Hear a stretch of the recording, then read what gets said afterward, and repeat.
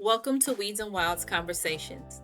Today's guest is a true Renaissance man, former professional baseball player, licensed therapist, and creative artist Edward Miller. Known to many as Pappy, Ed's journey takes us from his roots in Richmond, California, through the highs and lows of Major League Baseball to a powerful second act dedicated to social work and mental health advocacy.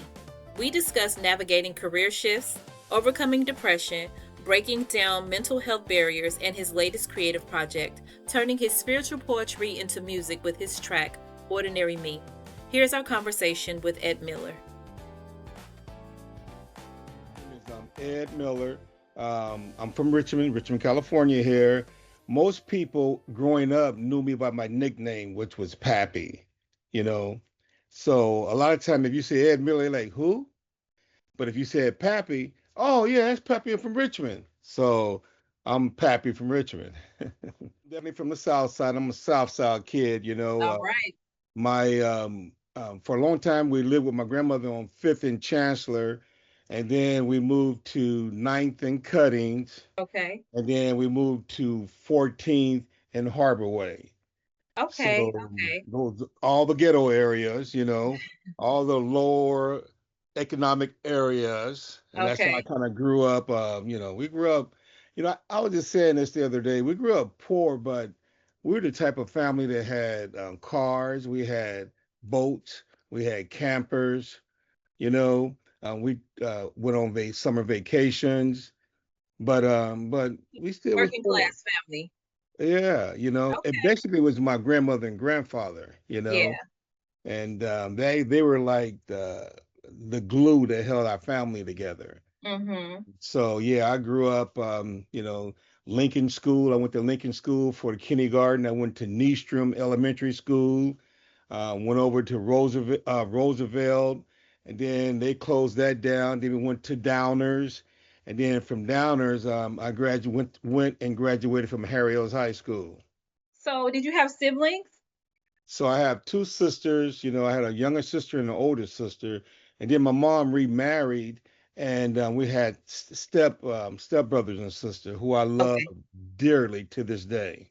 Okay. Okay. Yes. So after high school, like what did you do? Did you stay here? Did you go off to college? What happened after high school? You graduated from Harry Hills, or were you there for a bit and went to a different school? No, I graduated from Harry O. So Okay. my what people know me from is sports. I was Okay. not only a good athlete, I was a great athlete, and I'm not trying Mhm. to brag. Okay. In high school, I was a four-sport letterman. I was a two-time All-American football player, Okay. two-time high school All-American football player. I was a varsity basketball player. I was a three. I played varsity baseball for 3 years, my sophomore, junior, and senior year. Hmm. Coming out of high school as a baseball, I was a second round draft choice.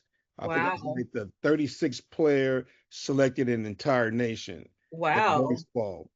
As well, when I was in high school, I was running track at the same time. And we was California state champion. We had 5 members, and we went to San Diego State University with only 5 members, and we won the entire state of California championship. Oh, that's awesome. That's Yeah. awesome. So it Hmm. was a big feat for me because it was like dual sports playing simultaneously. When I had baseball game, I'll finish the baseball game, and if it was close by, I'd catch a couple events in track and field. And of course, I was pretty good, and I won those 99% of the time.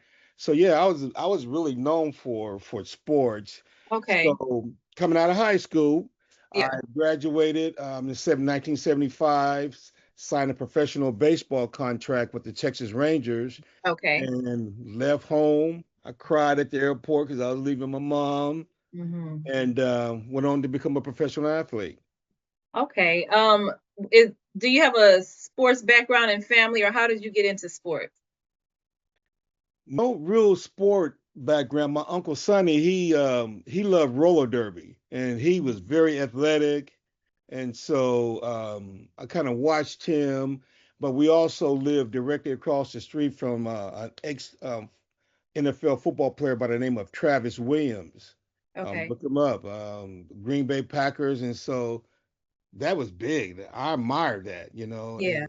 and then amongst my, my peers, we always just played sports, and for some reason, God just blessed me with good athletic abilities. Okay. Okay. Okay. Okay. So now we're back at the airport, and you said you were sad to leave mom. Where was that? So if I remember correctly, because that was a long time ago, I think I left from the Oakland airport, Mm-hmm. and that was the first time I was, you got to go. You got to go be a man. That's the Yeah. first time I was really leaving my mom, and I was a mother's boy. You know, Okay. and I was just like, who gonna cook for me? Who gonna Yeah. rub my shoulder when my shoulders and is bothering me? And Mm-hmm. the only thing I was missing, even though I stopped getting whippings later in life, but in my teenage year, but my mom should tear my butt up when I got out of line. I wasn't gonna miss that. Yeah. But that mother love that I had and that close family connection that I had, I just knew that that was sad for me to be leaving that environment. So yeah. Okay. Okay. Okay. So what was it like once you got to Texas? How did that pan out for you? Well, I signed with the Texas Ranger, but what they did, I went to rookie ball, which was in Sarasota, Florida, and it was a big experience for me because I was only 18 years old, and I was amongst guys that was 19, 20, 21, 22, and even higher. Mm-hmm. So learning different people from different walks of United States, it was different. It was challenging, And the thing for me is being a California kid, people looked at California athletes a little differently than they did players from the Midwest or back south. They thought we was all that. Everybody wanted to come to California, so they thought California players was uppity and so forth and so on. So believe it or not, it was a challenge trying to have that close camaraderie with those kind of players from different regions of United States. It was different. Okay. Yeah. Okay. Do you feel like that thought about California was amongst your peers, or was it also with like staff and stuff too? And did you feel like you had to prove that you actually were worth being there and that it wasn't just an air from, California? Like what I want to like elaborate on that a little bit. Yeah, of course, a lot of the upper brass, they're from Midwest, back south, so they knew that California athletes were special athletes, because of the history of great athletes coming from California. So it was always higher expectations. Now, one of the problems for me was with being a second round draft choice with the Texas Ranger. Texas Ranger was a very racist organization. Okay. And when some of the white players saw that I was a second round draft choice, oh, they didn't like that. Mm-hmm. They didn't like that. They gave me a hard time. And Mm-hmm. I actually got in a couple physical fights with a couple of big old white boys because they just was trying to punk me. Yeah. They was trying to punk me, and then, like, I was the kind of kid that I was quiet, I was confident, but I didn't cause any problems or anything like that. But once again, I'm from the South Side. You ain't gonna go too far pushing me around. Right. So I had to kind of like prove to those folks that, yeah, I'm from California, but I'm just here just trying to make my way. I was just trying to make it to the major leagues. I wasn't trying to uh, have my chest all out, trying to Mm-hmm. think I was better than other folks. I'm just trying to make it. Yeah, yeah, yeah. Okay, okay. Well, I'm sorry to hear that. What was that like physical altercations? Was that new to you, or had you had like physical altercations before that point? No, I never was a fighter. In fact, I remember one time I was in the sixth grade. This one guy named Fats, Lucius Judge, probably should have mentioned his name. Um, yeah, he used to bully me. He would take my lunch money and take my sandwiches and stuff. And he just to bully me. Until one day, um, he come on, he's gonna kick my butt after school. And so I Mhm. said, oh boy, here I go, because I didn't want to fight. So what I did, my strategy was to stay after school and help my teacher clean the blackboards and just to kind of like Give hopefully him time. huh? Give him time to go. Give him time to go. And so I guess about an hour afterwards, and the teacher was saying, Ed, you can go, you can go. I'm like, well, they clean it's a little bit more. And I Hmm. just knew they were gone. So when I left out of the school, Nisham School, the whole my peers, they were just waiting on me. And Oh, so this kid, Lucius, he was literally putting his foot in my butt. He kept kicking oh, me as I was walking home. And a family friend saw it. And when I got home, she told my mother, and my mother said, "Boy, go out there and fight that kid. And if you don't whoop him, I'm gonna whoop you." I never forget it. And hmm. so the guy Lucius was still outside, so I had to go out there and fight this dude. Oh And I boy. tore him up. I tore him up. Okay. Last time he bullied me. So Okay. no, I wasn't a fighter. No, I didn't fight. I played a lot of different sports, and I've traveled all over the place playing sport against different individuals. But no, I wasn't a fighter. No. Okay. Okay. So then after you had that fight with the guys, the Texas Ranger guys, you joined the league as a Texas Ranger, or did you move on? So in professional baseball, you have the rookie league, you have Class A, Double A, Triple A, and then the major league. So those are classifications to make it to the major league. So I Okay. started off with rookie ball, and then I went to Class A. That's when I got into the fight, and then after Class A, I went to Double A. I didn't have no problem. Double A, I was in Tulsa, Oklahoma. I was having a great year. I stole like 80 bases, and at 19 years old, they called me up to the major league for the first time. Okay. So after my first 2 years, people started seeing what kind of guy I was. They kind of left me alone and just let me play because we all had one objective, and that objective was to make it to the major leagues. And I got there initially at 19 years old, 2 years out of high school. Oh, wow. Wow. Okay. Okay. And who were you with? Still in Oklahoma at that point? So there was the minor league team was the Tulsa Drillers. That was Okay. the name of the team in Oklahoma. And then I went to the major league in Texas, at the Texas Rangers at Texas Stadium in Texas, or actually it was in Arlington, Texas. And I played that last month. I played with the major league team, which was quite an experience. 19 years old, 2 years out of high school, I'm in the major league. I'm like, wow. So that was big for me. My teammates were players I've watched on TV for many a years, and it was just amazing that I was amongst them. So my future looked very, very bright, at Yeah. the time. Okay. You said at the time? Yeah. Okay. All right. All right. So, what happened next? So as I was saying, I mean, I was like this can't miss prospect, Mhm. second round draft choice, 36 players selected, an entire nation of America. They knew I was a can't miss. So Mhm. here was my biggest problem. I had a agent who was from Richmond, California, who was representing me. And what I didn't understand at that time, being black and being a Muslim, Nation of Islam, didn't sit too well with white America. White, Who was the Muslim? You or your agent? my agent, Okay. yeah, my agent was a black Muslim, Nation of Islam from Okay. Richmond, and it just didn't sit well with those white folks. And eventually, yeah, I got opportunity to play, but eventually was my downfall. They ended up blackballing me, and blackballing mean that I don't care how good you are, they're not going to let you advance. And it basically was due to the behavior of my agent. Okay. Did anyone ever try and get you a new agent, or they just left it alone? So someone recommended. I'm not sure if you know this one guy by the name of Reggie Jackson, famous baseball player, the Oakland A's, New York Yankees. So he had a white agent, and he wanted to represent me.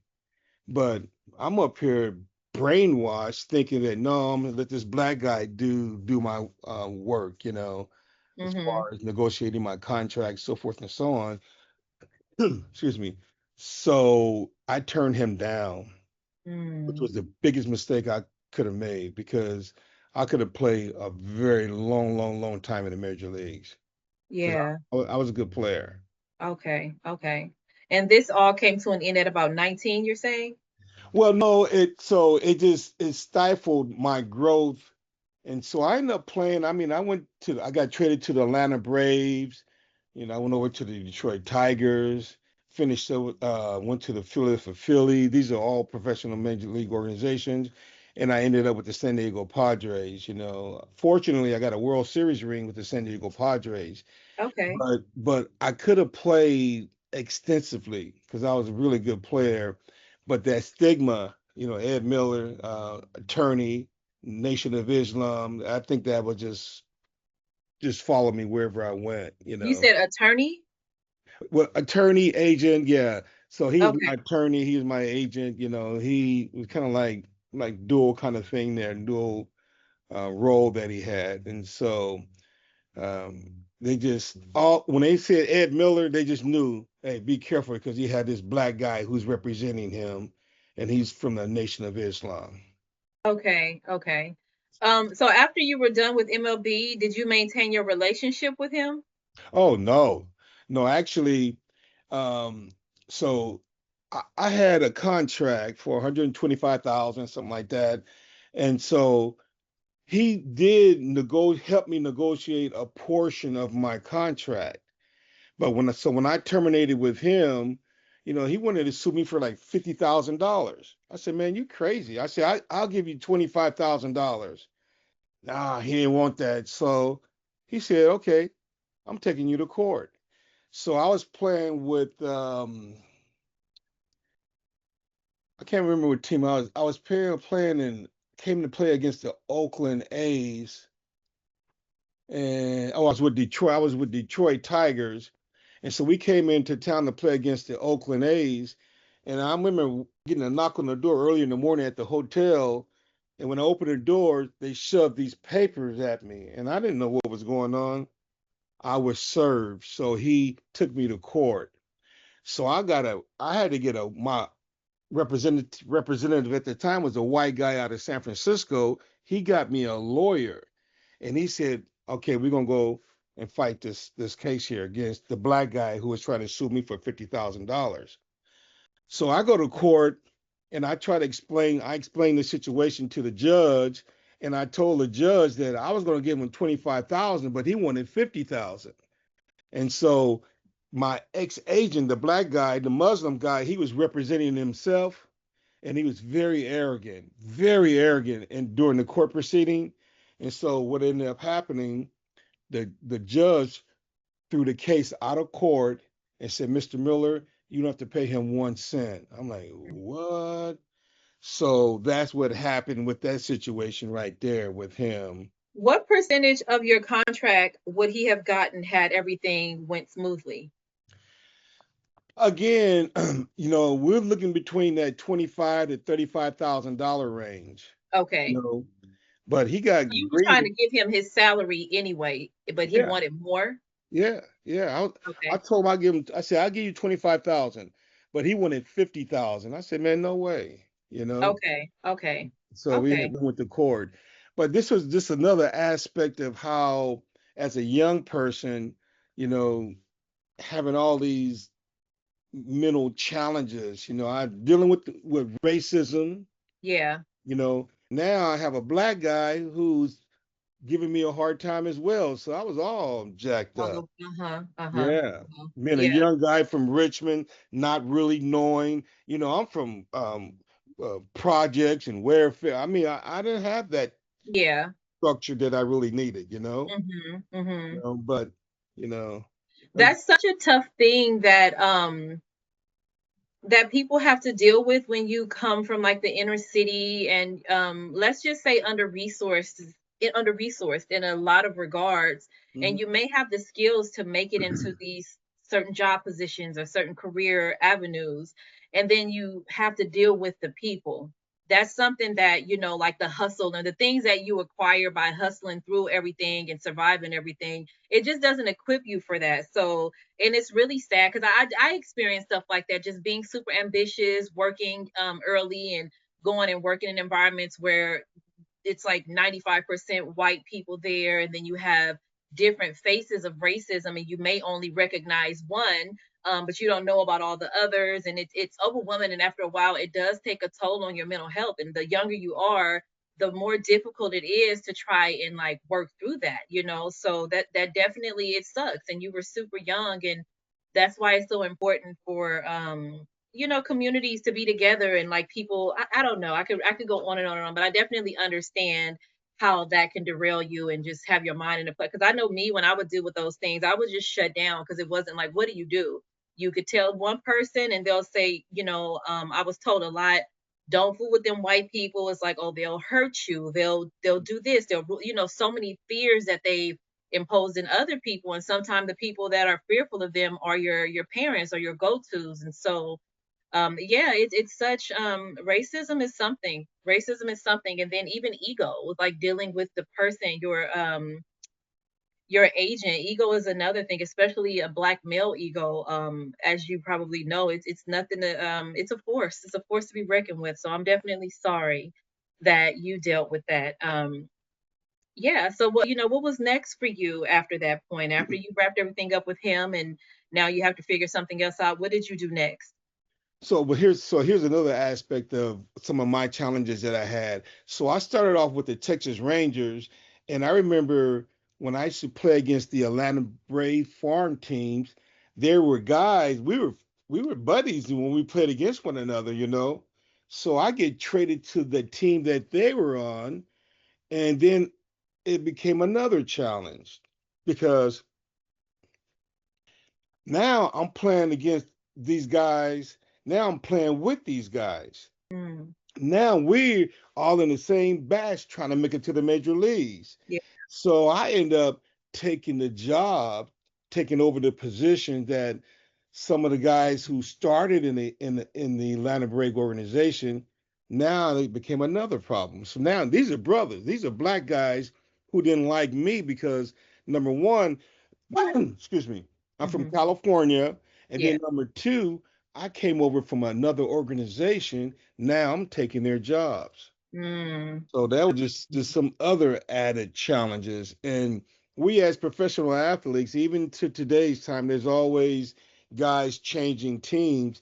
That's just an aspect that's probably not talked about a lot, but that a lot of the athletes we have to go through, yeah. which is pretty challenging.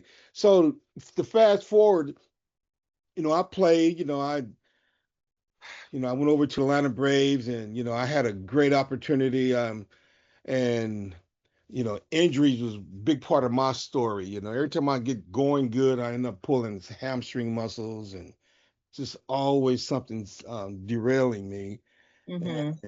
And of course, through all my past experiences, I kind of had a little attitude. I was never um, um, disrespectful towards anyone, but I'm moody. Yeah. I'm a little moody. When I'm not playing, I'm pissed off. You Hmm. got other people playing in front of me, and I know they're not better than me.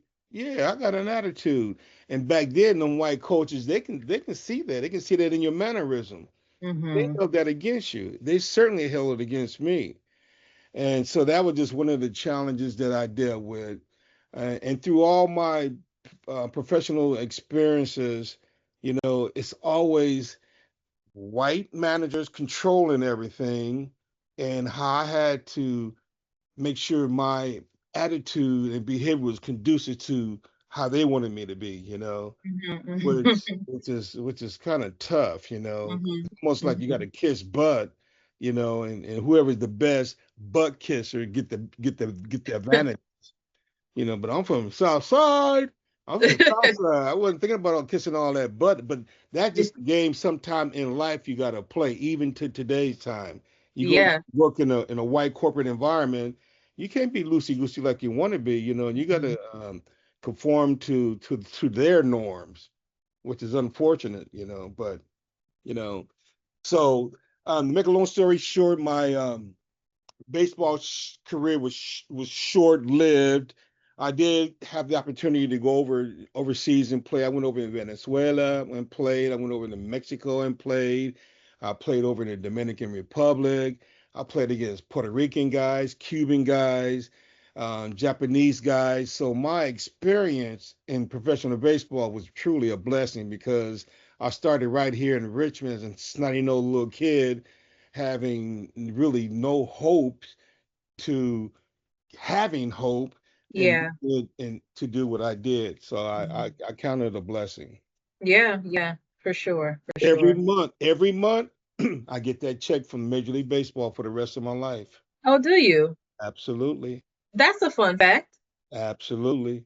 Okay. No, it wasn't Absolutely. entirely in vain, huh? Absolutely. Yeah. I Okay. just thank God that, it could have been better, but it could also have been very worse too, because Yeah, yeah, a lot of man, a lot of players who didn't make it and had a lot of challenges like I had, they turned to drugs and alcohol. yeah, Some of them committed suicide. I have friends that committed suicide. I had friends that murdered other folks. So, mhm, in spite of all of the depression and the heartaches that I experienced, I just thank God today that I'm in sound mind. I've never yeah, disrespected no one. I've never been in no rehabs or any of that kind of stuff. So, it's been yeah. all good. Yeah. I've read so many stories about athletes that whose career um, in professional sports didn't end the way they would have liked it to, and they end up turning into some of the things that you mentioned. Because I think, from what I gather from reading it, my judgment is that a lot of it is it's like it affects their ego in a bad way, and then they sometimes they just feel hopeless. Some people just don't have like they don't know what to do next because life has been all about sports and it's like, where do I start? I don't know. So many different reasons. And then mental health is a factor. No one has true answers about the types of, what's happening in a person's mind when they decide to end their life, because of the way they're feeling. What was it for you that kept you from like, reacting negatively to your sports career ending? Like what kept you going and kept you on a path to where, like you said, you didn't end up in any rehabs and obviously you're still with us here and sound mind. What was it for you? I had my family foundation was very strong, and I didn't witness that within my family environment. Okay. So that was one thing. I had a praying family, you Mhm. know, and I was scared to get in trouble. I was Mhm. scared to get in trouble. I didn't want to go to jail and then the expectation, my family expectations, I didn't want my family to see oh, look at Ed, look at Pappy, man. He didn't make it and look at him. He's a drug addict now. I didn't want that for my family. Yeah. My family, a lot of people respected my family and Mhm. I was just one part of that family unit, and so I didn't want to tarnish my family's name and reputation. Yeah. And Mhm. again, Mhm. I had praying families. So I just thank God that He saw the keep me on the straight and narrow. Not to say I've been perfect, but I never got in any trouble, never ever with family, with drugs, with alcohol, with women, none of that stuff. So. Okay. But we said mention something mental health. We'd talk about that shortly. But I was going through a lot of mental health stuff and didn't know what I was going through because there were times I was so embarrassed to come back to Richmond because I didn't make it as big as they had projected. Mhm. Oh, Ed Miller gonna make it. One Mhm. one scout said, he said if Ed Miller plays to half of his ability, he'll make millions. That's what they Mhm. said. It's all documented. And so there were times when I was just depressed and embarrassed. So what I would do is I'll come home for a month or two, and then I'll get on the plane and I'll be living in South America somewhere. Okay. I'll go Okay. live in Mexico. Because I just didn't want to face all of this here Yeah. and having them know that, oh, I was a failure, I didn't make it. So, Mhm. but that was Mhm. part of that depression stuff that I was going through. Okay. Okay. Okay. So what did you do next career-wise? How long did you take off before starting on something new? So when I came back and when I finally realized that you got to go back. So then I'm like, what I'm going to do? So I was working in the school district, doing little tutoring stuff and so forth and so on. I kept getting bumped from my job, and I said, I'm going back to school. All I had was a high school education. So I decided to go back to school, and I was a pretty good student, but I didn't apply myself like I should have because sports was the only thing on my mind. But I Yeah. came back, I went to school, I went to Contra Costa College, got my AA. I went to Cal State East Bay and got my BA, and then I stayed at Cal State East Bay and got my master's. Okay. So I decided to go get my education, get myself in a higher position so I can stabilize my life. That's what I decided to do. Okay. What did you study? I received my master's in social work. Okay. Yeah. Okay. Yeah. And then after I did all of that, I went and worked for organization. Went 3.5 years with a mental health diversion, a mental health program with the state of California. My specialty right now is therapy for individuals that suffer from mental health um, abnormalities, schizophrenia, bipolar, depression, personality disorder, that kind of stuff. That's what I do, you know. Okay. So, yeah.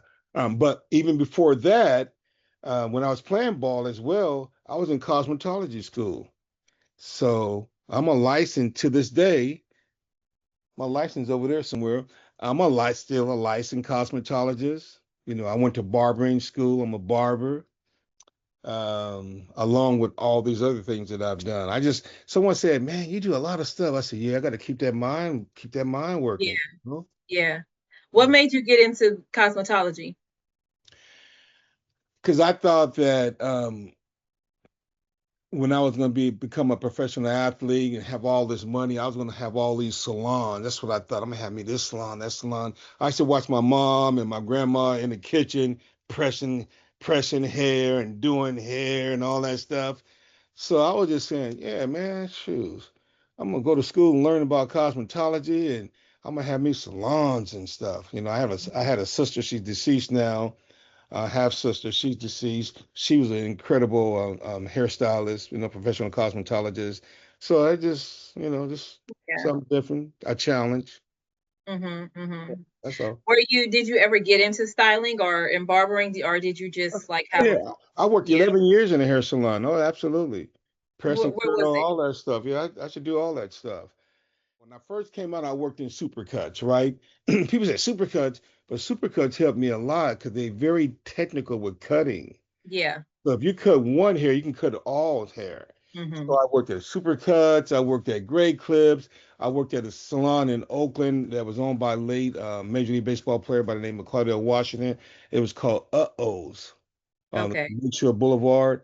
Oh man, that was a booming salon. We had all African American. They were good. I was probably the worst one in there, but oh, it was just a booming salon that we had, and I went on to manage that. And just help them stabilize the economical part and the professional part at that salon. So yeah, I worked at J.C. Penney's here in Hilltop back in the day. So yeah. Okay. Okay. Okay.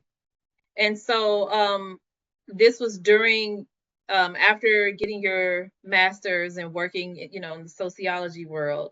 You did this during, after, or simultaneously? Like, how did it work? And how, like, Yeah, so when I came back from school, from playing ball, and then I went to, I was in working. Then I said, I was working in a salon. I said, man, them press and curl and curling irons and whirling, man, my shoulders and stuff was kicking my butt. My yeah. back, my knees. I said, man, I'm going back to school. So Mhm.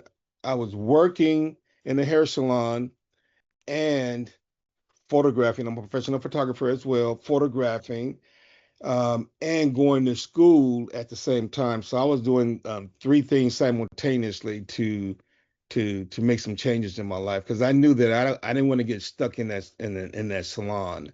Yeah. Well, I paid my way through college, believe it or not, master's. I didn't owe not 1 cent coming out, um, photographing and doing hair. So I paid my way um, through college, and eventually got out of the hair salon. But I keep my license just to keep it updated. You never know. Yeah. Yeah. Yeah. What do you do for wellness for yourself? Like, what grounds you? I love the fish. Okay. I love the fish. At one point I played a lot of golf. You know, When I was a lot younger, I played a lot of basketball with the YMCA, some of my older buddies, So I always liked sports, racquetball, golf, basketball.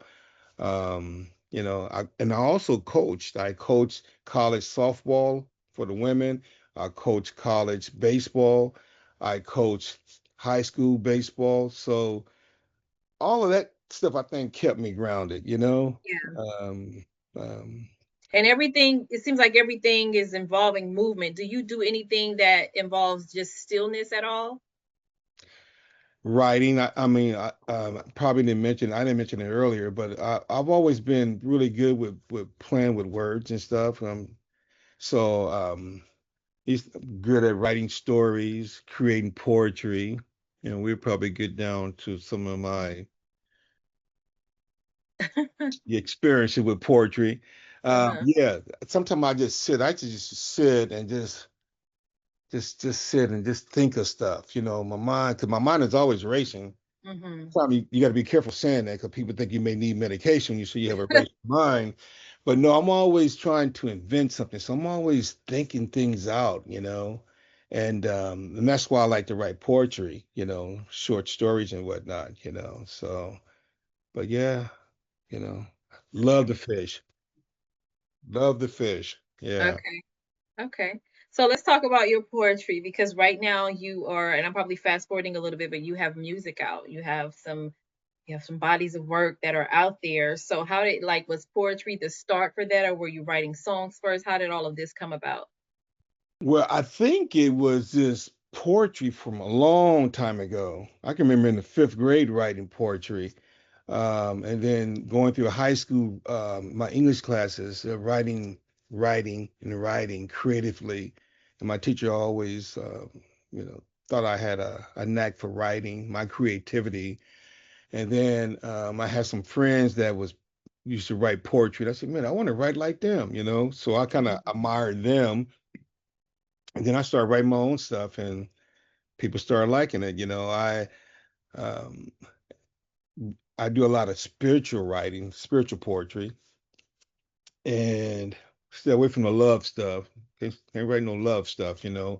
But I had a business called Enterprise Spiritual Souvenirs, and that business was based on my spiritual poetry that I was writing. I had bookmarkers and T-shirts, coffee mugs, clocks, and I put all my poetry, spiritual poetry, on those products, and that worked for a while.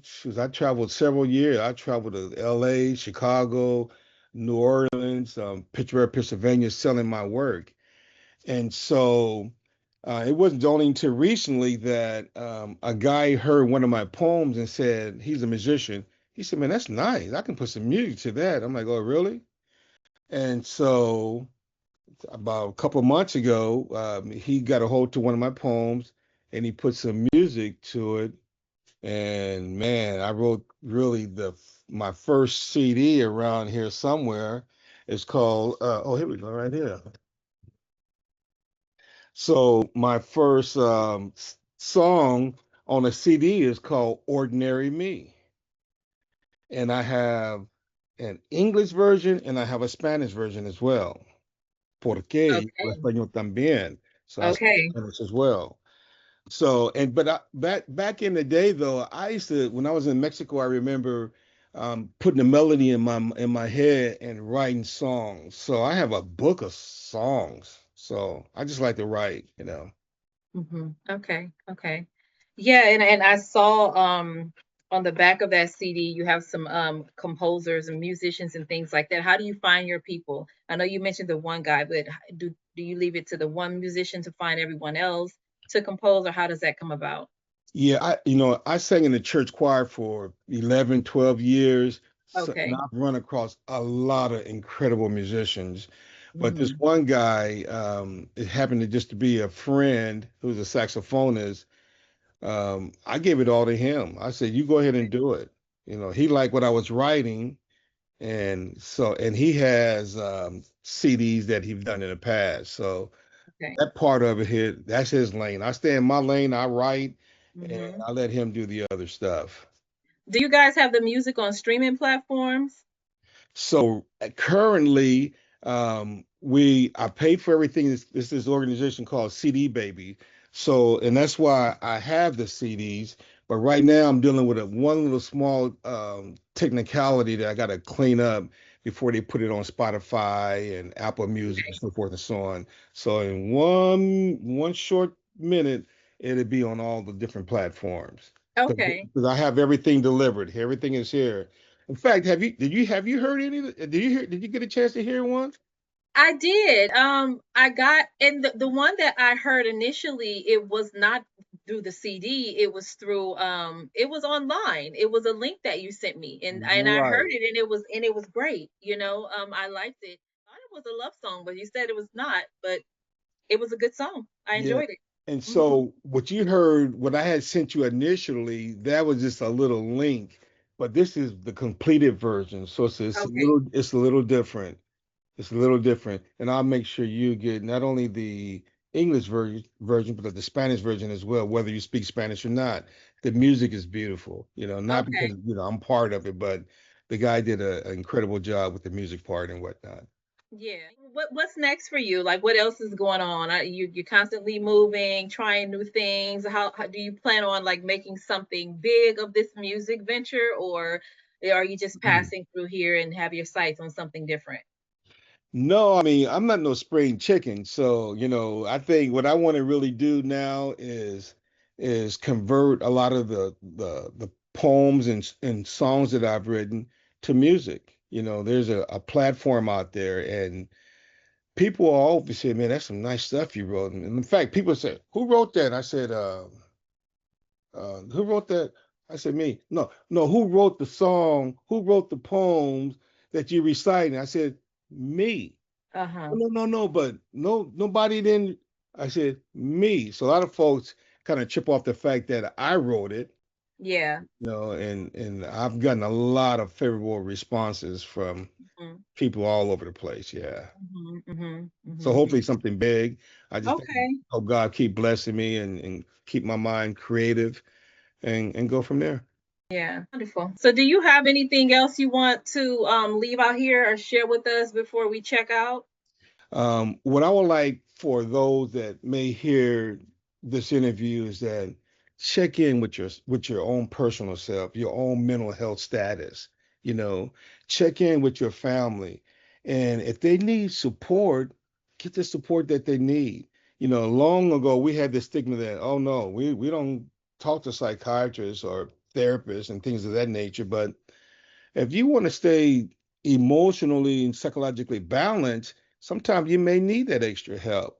Yeah. So, and because I've dealt, man, I mean, I've dealt with some heavy cases, being the only African American clinician on my team, they always gave me the toughest clients, Mm. the ones from Mm. bipolar and schizophrenia. And when I first heard schizophrenia, I'm like, what? It kind of Well, freaked me yeah. out. And Yeah. but even the people with depression, it may be mild, but that can be pretty damaging. Yeah. A lot of that we find right here in our own family. Hmm. And sometimes we deal with it ourselves. When I really learned about depression, I just reflected back and realized that I suffered from depression for years. When my mother died, oh, I was Oh, crushed. yeah. That's another form of depression. When I was getting bumped from all these jobs and I was struggling financially, that's another form of depression. When I was in and out of these old crazy relationships, that's another form of depression. So we need to check in with ourselves and make sure that we're seeking the best possible mental health path that we Hmm. can obtain. Because if not, you can find yourself going off on a deep edge. So, Hmm. Hmm. yeah, hmm. Yeah. Okay. Well, thank you so much for sharing. I'm grateful that you took up the opportunity to come here. Definitely look forward to getting this story out. Your last words about mental health is good. That's a great piece. I'm glad you chose that. So thank you for leaving us with that. Okay. absolutely. Yeah. Anytime. Okay. How my skin looking? Great. How you feeling? Hey, well, thanks to you. All right. Well, Edward, I will see you soon. And again, thank you so much for your time. Okay. Absolutely. Take care. Thank you. You too. Bye.